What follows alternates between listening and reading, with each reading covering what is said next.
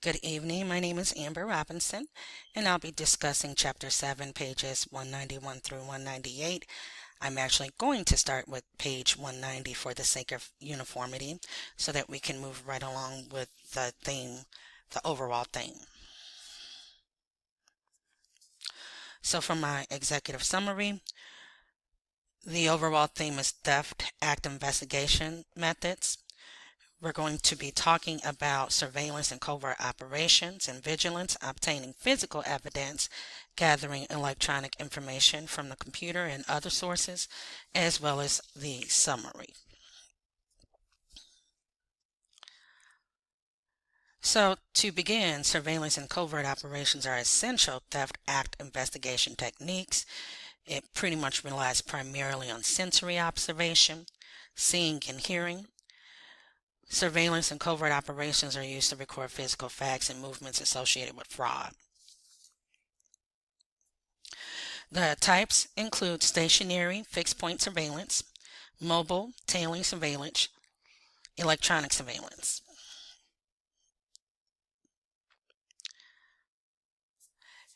It is always a good habit to coordinate all surveillance with law enforcement and to avoid compromising your safety and making sure that you adhere to all aspects of legality.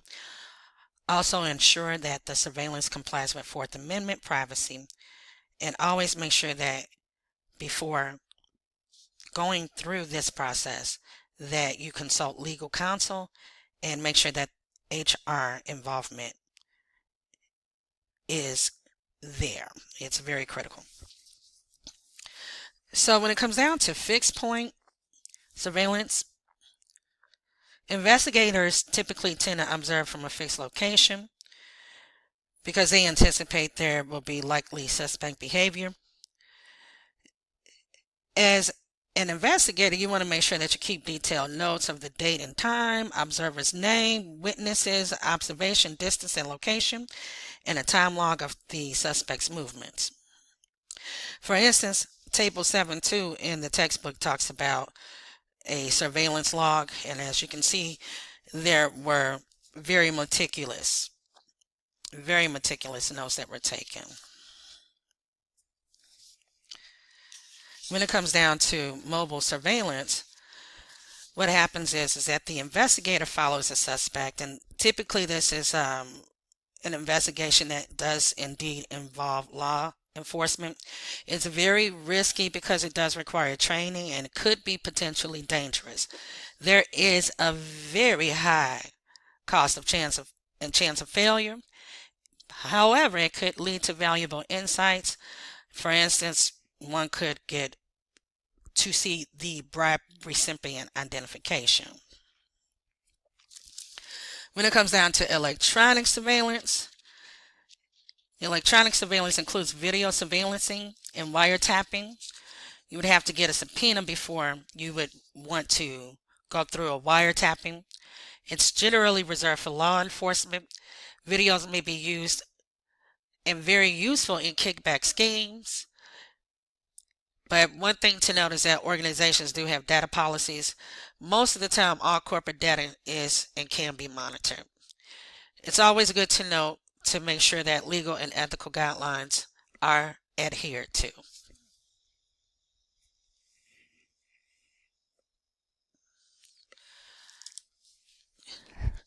With undercover operations, it does involve investigators posing as someone else. Think of undercover boss, I guess. It's not valid if it's not used for fishing expeditions. It's only good for large-scale collusive fraud where the majority of the company is taking on being the fraudsters. Um, Also, it's good when the conventional methods have failed. It's very closely monitored, very secretive, and it must be legally and ethically justified. Again, it must involve partnership with law enforcement because, again, this is also a high cost, time intensive, and emotionally demanding aspect. So the book talked about the case examples.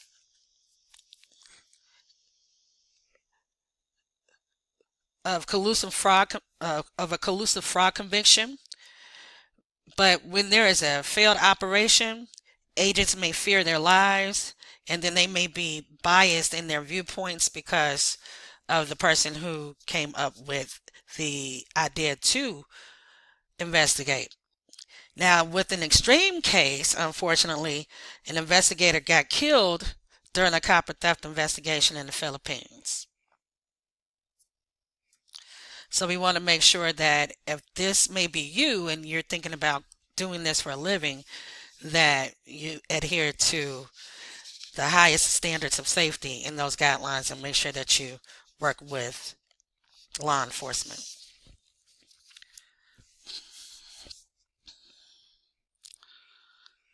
So we're going to talk about technology-driven surveillance. And with technology-driven surveillance, there's a use of AI and database tools to replace manual surveillance, which can save a considerable amount of time. The AI is used to tail transactions instead of people. And with AI in place, for instance, it could help reduce the risk of money being lost due to fraud. In the case of credit card fraud detection, there was $1 billion a year that were reduced via the use of AI.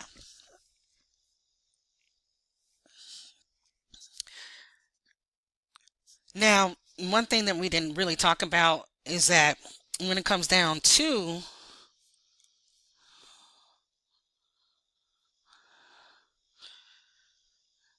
the opportunity for incorporating law enforcement, FINRA is contracted to oversee like security firms, professional training and testing and licensing on the major U.S. stock markets.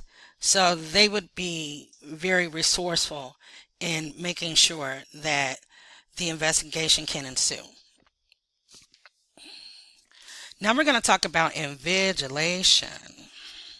And of course, the book has instances, cases where they talk about some aspects of surveillance. All right.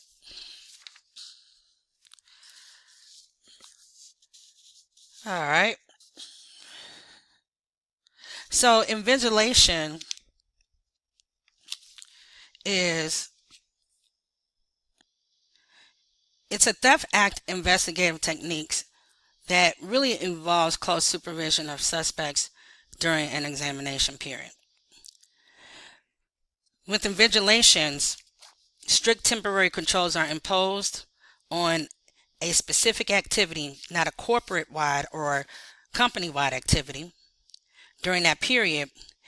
So it makes fraud virtually impossible to commit. Virtually impossible to commit. So when the controls are made so strict, it creates a fraud-free environment. And so an investigator can actually take the opportunity to create a fraud-free profile. Usually companies, they really don't implement controls at this level because they're really cost prohibitive. But during a fraud investigation, there can be changes seen over the period of the time before invigilation, the invigilation period, and after the invigilation. So again, it removes the opportunity and deters potential fraudsters. And based on the fraud triangle, it removes the opportunity in the fraud triangle. It can actually deter potential fraudsters by minimizing their chances of committing fraud during the invigilation process. It really is effective in suspicion cases. And again, it provides a temporary solution.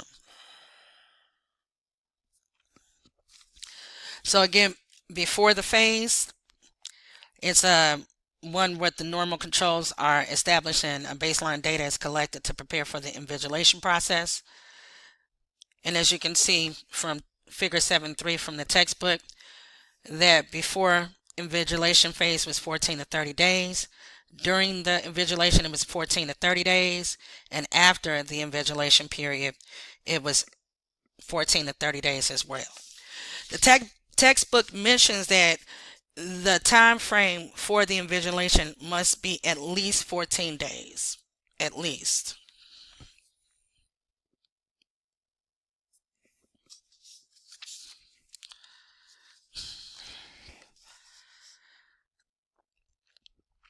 So, again, before invigilation, normal controls, detailed records.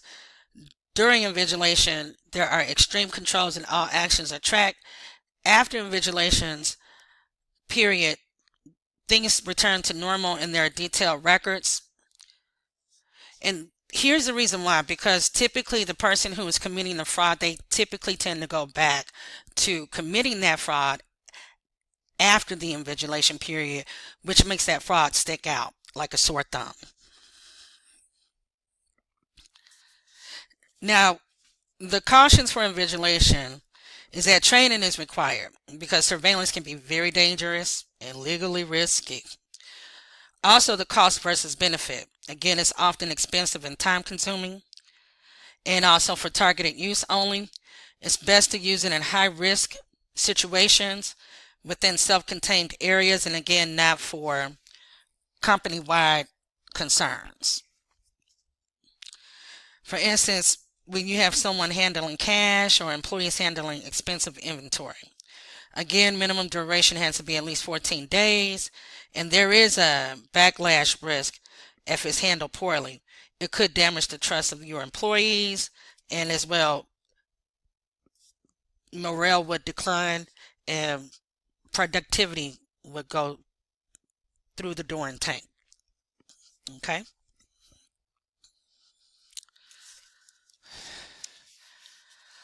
So, what is physical evidence in fraud? The definition is tangible items that can help establish facts in an investigation. Things that you can hold, touch. And it's common in crimes like murder, robbery, and property offenses, but it does also seemingly provide itself to the aspect of fraud. Albeit that even though you can find physical evidence with fraud, it is less common to find it because fraud is covert and it rarely leaves a visible physical trace. Okay.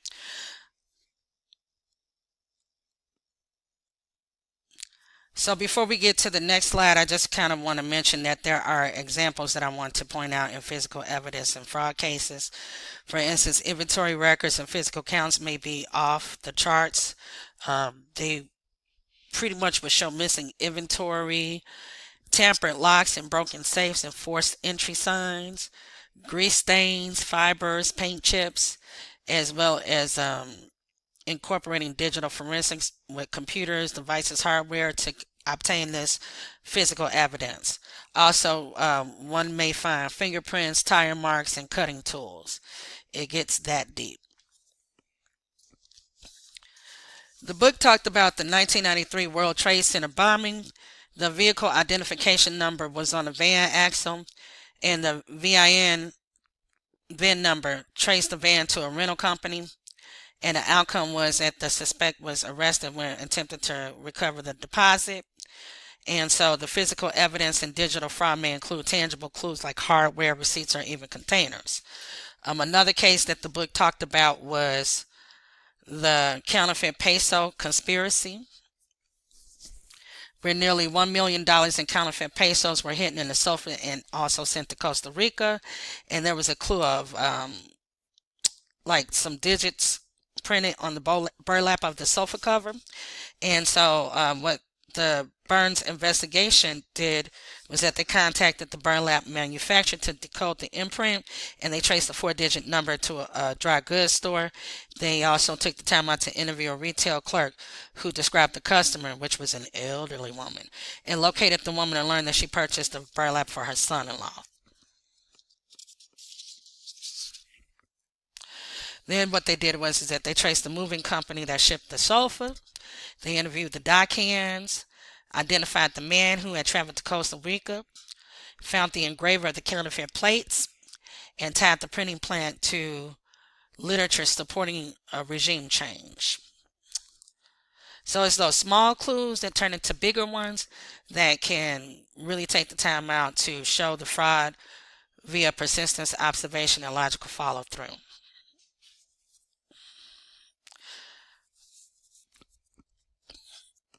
Sometimes fraudulent activities are usually designed to avoid detection, and again, making the physical evidence scarce and hard to find. But we talked about this already. And we talked about the tampered locks and safes, signs of forced entry, and fingerprint and tire impressions.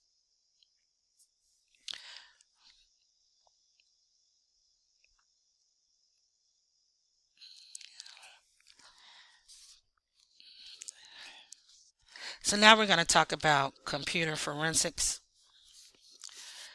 And so usually what happens is that electronic evidence is often collected through computer forensics, including like any digital data that can be used to prove or disprove elements of a fraud case. Now, a well-known prosecutor once joked that the E in email and electronic stands for exhibit because digital records, they frequently serve as core exhibits in court. So, computer forensics is actually utilized to investigate cyber crimes, and they typically use digital records as evidence. The book talks about how a company suspected employee M of receiving kickbacks, and then the investigators checked M's emails and found the message M sent to the vendor complaining about missed payments. And there was an attached spreadsheet detailing every fraudulent transaction, and that email became the foundation for the case.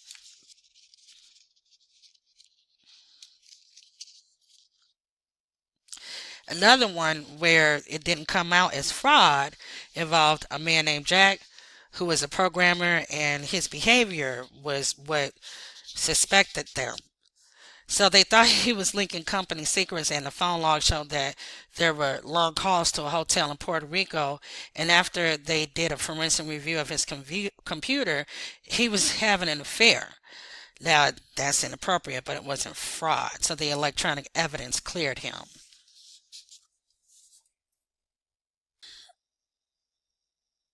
So we talked about the kickback email case and talked about Jack's phone records. So what you want to do is make sure that you use a computer forensic specialist, okay? Because they can recover digital evidence. They've been trained to analyze digital data, and they're more well versed with the legal admissibility of that data, and can also assist in coordinating with IT and legal teams.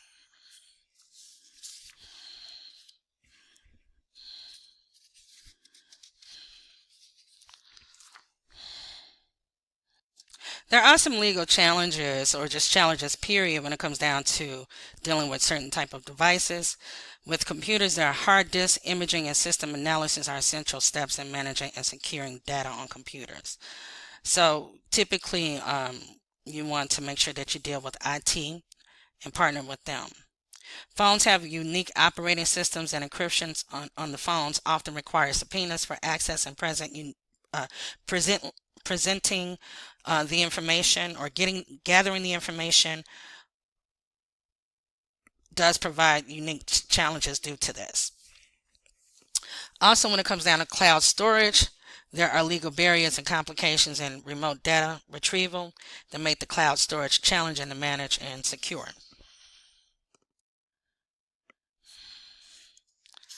So when it comes down to gathering electronic evidence, there is a 4-step process that should be adhered to.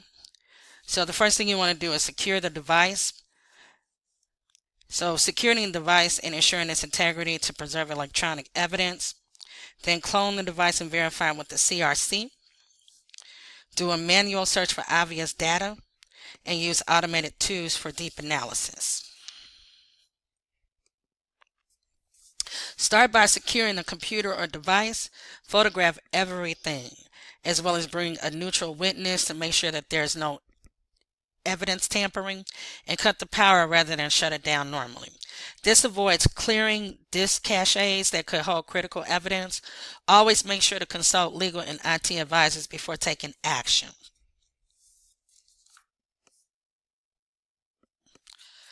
The next step that you would want to go by is cloning the device. And this is used for bit-for-bit software to clone the hard drive.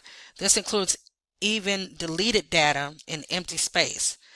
Then calculate the CRC or hash value using MD5 or SHA1 to verify data integrity. All investigation is done on the clone copy, never the original. Now, even a small change in the file changes the CRC drastically, so this is crucial in providing evidence that was not altered during the investigation. For example, changing just 2 words in a sentence results in a completely different SHA-1 hash. So hashing is used to ensure data integrity by generating a unique hash value for the data. And again, any change in the data results in a different hash. So SHA-1 hash function generates unique hash outputs for different data inputs, showing its sensitivity to data changes. And then this is also an example of sensitive hashing. So you have the FATCAT SAT and the FATCAT MET based on the table 7.3 secure hash algorithm. So manual searches come first. Look in places like documents, pictures, recycle bins, browser history, and chat logs. Human intuition often picks up what automated tools miss. Also check the USB history and recently opened files too. With the automated search, what you want to do is go through a deep scan. And with this deep scan, it can search for keywords, analyze metadata, perform advanced pattern matching. It can also summarize content by file type and recent activity. This provides a comprehensive view of what the user was doing. And also the book talks about a case as it relates to inventory fraud. You can look at the book for more information.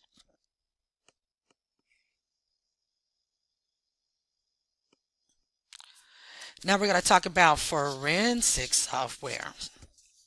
Okay.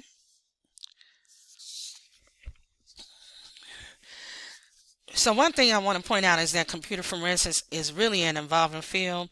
It is supported by a wide array of forensic software tools. The program guides investors through evidence collection process, ensuring steps such as disk imaging, CRC calculations, and keyword searches is done thoroughly and lawfully. Two of the world's most well-known forensic software packages in the industry are EnCase Forensics by Guidance Software and the Forensic Toolkit, or FTK, by Access Data.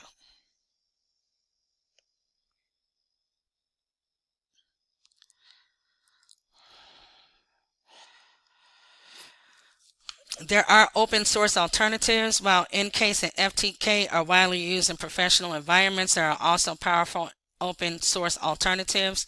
You have Helix by eFence and Backtrack, which is Linux based. These tools typically come on bootable CDs or USB flash drives that offer advanced capabilities like password cracking, regular expression, regex searching, network analysis. Although these are really good tools, the open source tools, they often require more technical knowledge and are less intuitive than commercial software. Also another con is that they lack the legal precedence and support that commercial tools provide, which may affect their acceptance in court.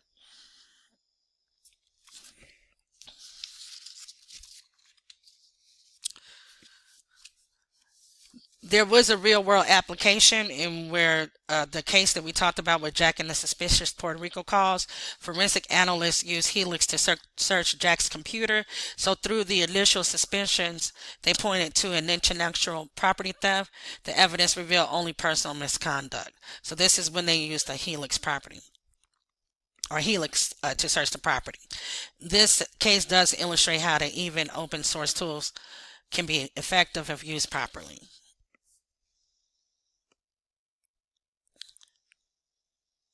So right now I'm going to shift my focus to electronic communications, which is an increasingly vital source of evidence in fraud investigations. And again, it includes emails, text messages, social media posts, corporate messaging tools such as Slack and Microsoft Teams. Any of these can contain like that smoking gun that proves intent, collaboration, or the structure of a fraud scheme. Now, when it comes down to text versus email, in many cultures, text messaging and mobile apps like WhatsApp are more prevalent than traditional email. Some companies rely on corporate messaging platforms rather than standard emails, like Office Teams. Okay, so it's really vital to understand how employees communicate with each other, and it's also essential for selecting the right data sources. Each method has its own collection process and legal consideration. All right, so this is what I learned today. Invigilation is really essential in preventing fraud during data analysis, ensuring accuracy and integrity. It also helps identify discrepancies. Comparing data from before, during, and after invigilation helps in identifying discrepancies and irregularities. Also, with documentation and planning, the invigilation process must be well documented, well planned, and executed ethically to be effective. Effective fraud detection. It's highly effective in detecting fraud that traditional audits might miss, even ensuring data accuracy.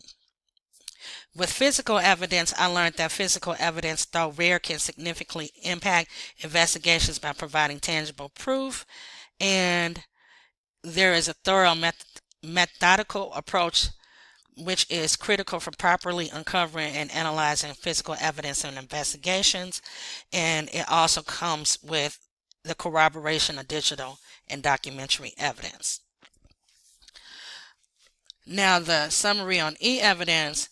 Electronic evidence is crucial in modern fraud detection, offering vital insights and supporting legal cases. It is very useful in legal and forensic protocols. Strict legal and forensic protocols are essential to ensure the admissibility and integrity of electronic evidence because it can all be thrown out. I did not know about CRC and hashing techniques. Using CRC hashing techniques help to prove data integrity and electronic evidence, so all the data stays the same when it's being transferred from the original to the copy. And I also learned about the real world cases. When it comes down to forensic software packages, these are proven forensic tools for reliability and court acceptance. We want to make sure that we partner across the board with the legal institution. Sometimes you can use open source tools and they are powerful but require skill. I love learning. Do I have the time to do that? Electronic communications can make or break a case, and legal compliance is always critical to an investigation's success. Thank you so much. That is my presentation for tonight. You guys have an amazing evening.